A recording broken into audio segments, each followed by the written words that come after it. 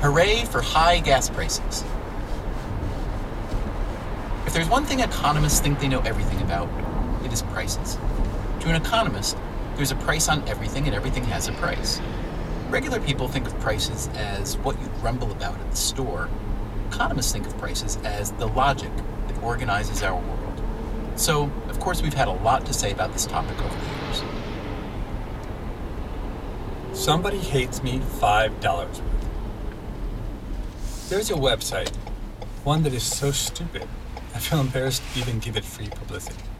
It's called www.whotohate.com. Whotohate.com. The idea behind the site is you pay them $5, you write in the name of someone you hate, and the website writes to that person telling them there's someone who hates them. Whotohate.com. I got one of those hate mails today. Meaning that someone hates me enough to be willing to pay $5 to have me receive such a gift. From an economic perspective, it is an interesting product they are providing. Does a person spending the $5 get utility from the act of declaring their hatred, albeit completely anonymously? Or does the utility come from the pain, real or imagined, on the part of the recipient when he or she discovers the depth of another's hatred? For someone who actively hates me, the only source of satisfaction would be the first job. I already get loads of hatred coming my way every day. Hatred that is far more vicious than this whimsical email I received after they spent $5. Indeed, the fact that the person who hates me identified me as Steve Levitt from California, where I lived only briefly while visiting Stanford a number of years ago, actually gave me a good chuckle. It got me thinking. Maybe the website would be well served to allow the hater to make a payment greater than $5 by paying $50 to demonstrate their hatred, and relaying that information to the hated person could really send the message. Perhaps, though, haters prefer to send 10 separate $5 messages to create the impression that everyone hates you a little, rather than that one person hates you a lot. What saddens me about the website is that where it could really have some bite is for some innocent teenager who is singled out for hatred by his or her peers. For a person who only gets a few emails a day to begin with, receiving 10 or 12 emails saying that anonymous people hate you might be pretty discouraging. The good news is that apparently not many people feel enough hatred to want to spend $5 to make that hatred known.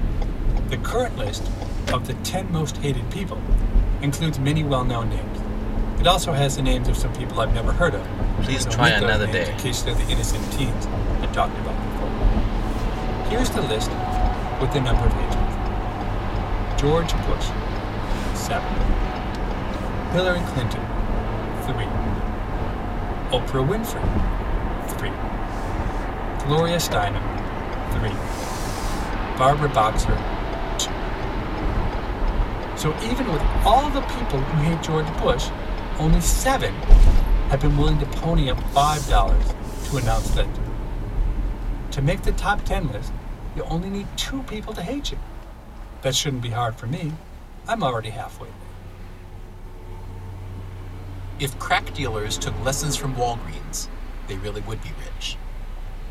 Not long ago, I was chatting with a physician in Houston, the sort of older gentleman family doctor you don't see much of anymore. His name is Cyril Wolf. He's originally from South Africa, but other than that, he struck me as the quintessential American general practitioner of decades past. I had asked him a variety of questions: what's changed in recent years in his practice, how managed care has affected him, etc., when suddenly his eyes fired up, his jaw set tight, and his voice took on a tone of great exasperation. He began to describe a simple but huge problem in his practice. A lot of generic medications are still too expensive for his patients to afford. Many of his patients, he explained, must pay for their drugs out of pocket, and yet even the generic pharmacy chains like Walgreens, Eckerd, and CVS could cost them dearly. So Wolf began snooping around and found that 2 chains, Costco and Sam's Club, sold generics at prices far, far below the other chains. Even once you factor in the cost of buying a membership at Costco and Sam's Club, the price differences were astounding. Nor, apparently, do you need to be a member of either store to use their pharmacy, although membership does bring a further discount. Here are the prices Wolf found